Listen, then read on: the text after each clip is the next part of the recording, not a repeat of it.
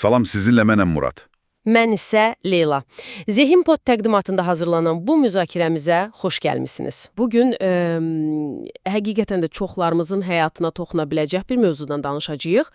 Əlimizdəki mənbələr, xüsusilə də James Clear'ın bestseller kitabı Atomik Vərdişlər var. Bu kitab, yəni kiçik dəyişikliklərin necə böyük nəticələrə yol aça biləcəyindən bəhs edir. Çox maraqlı bir yanaşmadır. Elədir. Məqsədimiz də bu mənbələrdən, əsasən də bu kitabdan ən vacib, ən işə yarayan fikirləri, detalları sizin üçünüzə çıxarmaqdır. Gəlin elə başlayaq da. Məsələn, o Britaniya velosipedçilərinin hekayəsi var ya kitabda. Çox təsirlidir. Hə, o hekayə. Necə oldu ki, onlar demək olar sıfırdan başlayıb, hər şeyi, amma hər şeyi cəmi 1% yaxşılaşdırmaqla idman aləmində, necə deyim, inqilab etdilər. Bax, bu kitabın əsas ideyasını, o marjinal qazancların gücünü lap əyani şəkildə göstərir. Onlar yəni təkcə velosipedin təkərlərini yox, Hər şeyə, hə. oturacaqdan tutmuş, Bəli, oturacağın rahatlığı, idmançıların yuxu rejimi, yastıqları, hətta əllərini yuduqları sabuna qədər. yüzlərlə belə kiçik xırda detalı götürüb, hərəsini cəmi 1% yaxşılaşdırıblar. Tək-tək baxanda heç nə kimi görünür əslində. 1% nədir ki? Elədir. Amma məsələ də odur. Bu 1%lər zamanla toplanır, üst-üstə yığılır və nəticədə inanılmaz bir fərq yaradır. İllər ərzində möhtəşəm nəticələr əldə etdilər. Biz də çox vaxt elə edirik də, böyük, kəskin dəyişikliklər gözləyirik. Kiçik addımları isə, yəni dəyərsiz sayırıq. Tamamilə. Ani nəticə görməyəndə həvəsdən düşürük, motivasiyanı itiririk və qayıdırıq köhnə rahat vərdişlərimizə. Halbuki, Clear deyir ki, bu 1%lər zamanla ya sizi zirvəyə qaldırır, ya da əksinə, geriləməyə səbəb olur. Çox maraqlıdır. Bəs Laxşı, Clear bu vərdişləri anlamağımız üçün onları necə təsnif edir? Deyəsən, 4 mərhələli bir modeldən danışır. Bəli, vərdiş dövriyyəsi adlandırır bunu. 4 mərhələ: işarə, istək, təpki və mükafat. İşarə, istək, təpki, mükafat. Hə, maraqlı ardıcıllıqdır. Deməli, vərdişlərimizi dəyişmək istəyiriksə, əvvəlcə bu dövriyyəni, bu mexanizmi başa düşməliyik, elə deyilmi? Dəqiq elədir. Bu dövriyyə, belə deyək, beynimizin avtopilotudur. Daim ətrafımızı skan edir, işarələrə axtarır və davranışlarımızı çox vaxt heç fərqində olmadan istiqamətləndirir. Və Clear də məhz bu dövriyyəyə təsir etmək üçün 4 qanun təklif edir. Davranış dəyişikliyinin 4 qanunu. Gəlin birincidən başlayaq. Açıq-aşkar et. Bu nə deməkdir?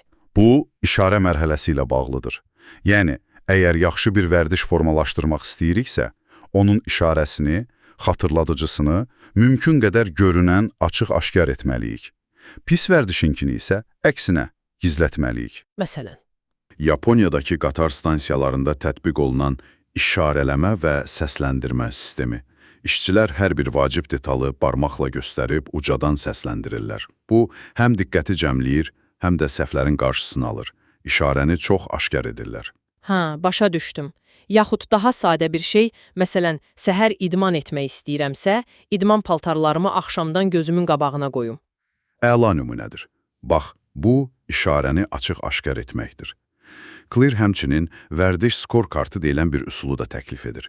Gündəlik vərdişlərinizi sadəcə qeyd etməklə onların fərqinə varırsınız. Bu da ilk addım üçün çox vacibdir. Fərqindəlik. Deməli, birinci qanun fərqindəlik yaratmaq və yaxşı işarələri göz önünə gətirməkdir.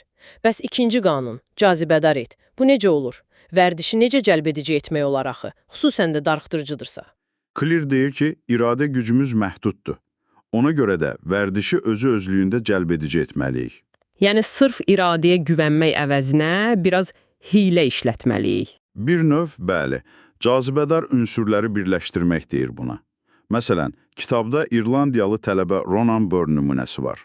Velotrenajorda məşq etməkdən xoşu gəlmirmiş, amma Netflix izləməyi sevirmiş. O da nə edib? Sistemi elə qurub ki, yalnız müəyyən sürətlə pedal çevirəndə Netflix işləyir. Sürəti azaltdın, serial dayanır. Əla ideyadır. Deməli, etməli olduğun bir şeyi, etmək istədiyin bir şeylə birləşdirirsən. Bəli. Başqa bir güclü təsir də sosial normalardır. Biz aid olduğumuz qrupun davranışlarını təqlid etməyə meyilliyik. Əgər ətrafımızdakılar müəyyən bir vərdişi normal və cəlbedici hesab edirsə, biz də ona meyil edirik. Deməli, vərdişi ya özünü xoş edəcək bir şeylə birləşdiririk, ya da onu sosial olaraq arzu olunan edirik. Yaxşı, bəs üçüncü qanun asanlaşdır. Bu yəqin ki, işin ən praktiki tərəfidir, hə? Hərəkətə keçmək. Elədir. Bu təpki mərhələsinə aiddir. Kler deyir ki, ən əsas məsələ başlamaqdır və başlamaq üçün sürtünməni, yəni əngəlləri minimuma endirməliyik. Ən effektiv üsullardan biri də 2 dəqiqə qaydasıdır. 2 dəqiqə qaydası. Necə yəni? Hər hansı yeni vərdişə başlamaq üçün özünüzə deyin ki, bunu cəmi 2 dəqiqə edəcəm. Məsələn, hər gün 1 saat kitab oxuyacam hədəfə əvəzinə, hədəfiniz bir səhifə kitab oxu olsun və ya hər gün yoga edəcəm, yox, yoga matını yerə sər. Yəni, başlanğıcı o qədər asanlaşdırırsan ki, etiraz etməyə səbəb qalmır. Tamamilə. Bu, başlanğıc maneəsini dəf edir. Ən əsası isə siz artıq hərəkətə keçmiş olursunuz.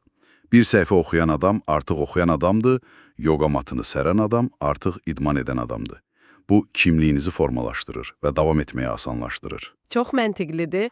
Mühiti hazırlamaq da yəqin buna aiddir, ha? Bayaqki idman paltarı misalı kimi. Bəli, ətraf mühiti elə qurmaq lazımdır ki, yaxşı vərdişi etmək asanlaşsın. Meyvəni göz önündə saxlamaq, gitaranı divardan asmaq və s. Əksinə, pis vərdişləri isə mümkün qədər çətinləşdirməliyik, sürtünməni artırmalıyıq. Məsələn, sosial mediada çox vaxt keçirirəmsə, proqramları telefonun lap dərinliyinə gizlədim. Bax, bu da bir yoldur. Clear hətta bağlılıq vasitələri deyilən bir şeydən danışır. Bu bir növ Odiseyin özünü dirəyə bağlaması kimidir. Yəni, gələcəkdəki zəif anlarımızın öhdəsindən gəlmək üçün indidən özümüzə maneələr yaradırıq. Məsələn, kiməsə söz verirsən ki, filan şeyi etməsən, ona cərimə ödəyəcəksən. Özünü çərçivəyə salmaq kimi bir şey, aydın oldu. İşarəni gördük, cəlbedici oldu, asanlıqla başladıq. Bəs 4-cü və sonuncu qanun, qane-edici et, bu nə üçündür? Vərdişin davamlılığı üçün. Bu, mükafat mərhələsi ilə əlaqədardır və bəlkə də ən önəmlisidir. Çünki beyin dərhal alınan mükafatı sevir. Bir şey edirik və dərhal xoş bir hiss yaşayırıqsa, onu təkrar etmək istəyirik. Amma əksər yaxşı vərdişlərin mükafatı gecikir axı. İdman edirsən, amma nəticəsini aylar sonra görürsən. Sağlam qidalanırsan, amma faydası uzun müddətə bilinir. Bax, problem də elə budur. Clear deyir ki, məhz buna görə yaxşı vərdişi bitirən kimi özümüzə kiçik, amma dərhal hiss olunan bir mükafat verməliyik. Bu, beyinə siqnal göndərir ki, bax, bu davranış yaxşı idi, bunu bir də et. Nə kimi mükafat ola bilər bu? Çox sadə bir şey ola bilər. İdmanı bitirdikdən sonra sevdiyin bir musiqiyə qulaq asmaq, işini bitirdikdən sonra 5 dəqiqə fasilə etmək, hətta sadəcə vərdiş izləmə cədvəlində bir xana işarələmək belə qane olucu ola bilər. Kitabda Pakistandakı Əl Yuma kampaniyası nümunəsi var. İnsanlara gözəl qoxulu, keyfiyyətli sabunlar veriblər. Təmizliklə yanaşı o xoş qoxu və köpük hissi dərhal bir məmnuniyyət yaradıb və əl yuma vərdişini gücləndirib. Hə, çox maraqlı yanaşmadır. Hətta pis vərdişdən qaçmağı da mükafatlandırmaq olar deyir. Necə yəni? Məsələn, siqareti atmaq istəyirsiniz. Hər dəfə siqaret çəkməyə əvəzinə o pulu xüsusi bir banka hesabına köçürün. O pulun yığıldığını görmək sizin üçün bir mükafat olacaq. Hesabatlılıq da yəqin bu mərhələyə aiddir, hə? Kiməsə hesabat vermək və ya cəza sistemi. Bəli, sosial təzyiq və ya nəticələr də qaneediciliyi artıra bilər, amma daha çox mənfi tərəfdən. Məsələn, Thomas Frank adlı bir blogerin hekayəsi var. Səhər saat 6:10-da oyanmasa, onun adından avtomatik olaraq təhqiramiz bir tweet gedəcəkmiş. Bu, əlbəttə, çox kəskin bir üsuldur, amma işə yarayıb. Utanmaq qorxusu onu hərəkətə gətirib. Doğrudan da.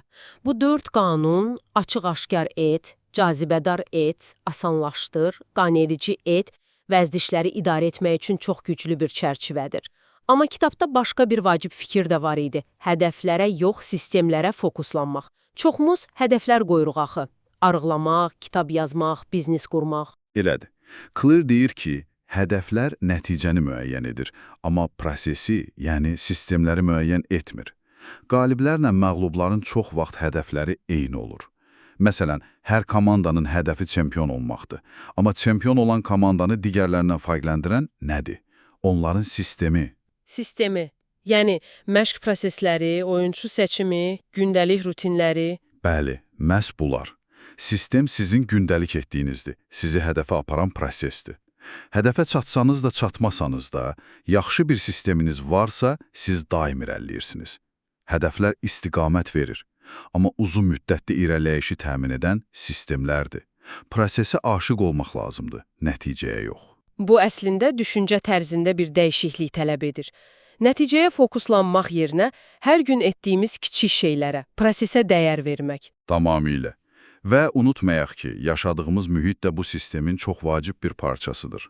Ətrafımızdakı insanlar, əşyaların yerləşməsi, bunlar hamısı bizim davranışlarımıza, bəzən fərqində olmadan, çox güclü təsir edir. Diderot effekti deyilən bir şey var. Necə effekt? Diderot effekti. Bir yeni əşya alırsan, məsələn, bahalı bir xalat. Sonra baxırsan ki, o xalat otağındakı digər əşyalarla uyğun gəlmir və başlayırsan hər şeyi yeniləməyə. Bir vərdiş digərini tətikləyir. Supermarketlərdə məhsulların necə yerləşdirildiyi də buna misaldır. Gözə dəyən yerlərdəki məhsulları daha çox alırıq. Deməli, mühitimizi də şuurlu şəkildə dizayn etməliyik ki, yaxşı vərdişləri dəstəkləsin. Bəli, özümüzü tanımaq, təbii güclü tərəflərimizə, meyillərimizə uyğun vərdişlər seçmək də çox vacibdir. Genetika taleyimizi tam müəyyən etməsə də, hansı sahələrdə daha çox potensialımız olduğunu göstərə bilər. Hamı hər şeydə eyni dərəcədə uğurlu ola bilməz. Özünüzə uyğun oyunu tapmaq lazımdır. Və son olaraq deyəsən, refleksiya və nəzərdən keçirmənin də əhəmiyyəti vurğulanır. Yəni sadəcə etməklə kifayətlənməmək. Dəqiq. Pat Riley kimi məşhur basketbol məşqçisinin CBE, Career Best Effort sistemi, idmançıların, hətta komediantların öz çıxışlarının qeydlərini təhlil etməsi, bunlar hamısı davamlı inkişaf üçün vacibdir. Vaxtaşırı dayanıb nəyin işlədiyini, nəyin işləmədiyini analiz etmək, sistemi təkmilləşdirmək lazımdır. Beləliklə, əziz dinləyicilər, gördüyünüz kimi, böyük nəticələr üçün həqiqətən də böyük, möhtəşəm sıçrayışlara ehtiyac yoxdur. Əsas mesaj budur. Bəli, əsas məsələ kiçik, amma ardıcıl, atomik vərdişlərdir. Və bu vərdişləri dəstəkləyən yaxşı qurulmuş, ağıllı sistemlər.